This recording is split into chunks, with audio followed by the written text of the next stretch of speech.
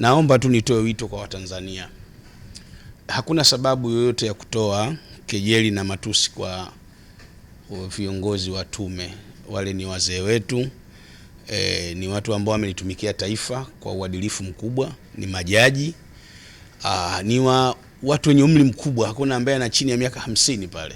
Kwa hiyo kitendo cha vijana ama watu mbalimbali kuwakejeli na kuwatukana ni jambo ambalo si la busara. Mimi nitoe mwito kwamba Watanzania wawe na heshima na nidhamu ya kuheshimu watu wazima ambao ni tunu ya taifa letu. Unapomuongelea Jaji Chande au Saidi Mwema au Jaji Othman, Jaji Juma, ni watu muhimu sana katika nchi. Kwa hiyo mimi nitoe wito kwa Watanzania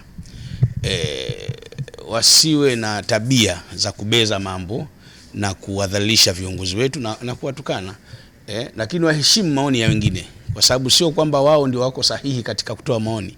Maoni haya lazima heshimiwe kwa sababu ndio yatakayojenga taifa letu. Kwa hiyo mimi nitoe mwito kwa Watanzania na vijana wasiwapuuze wazee.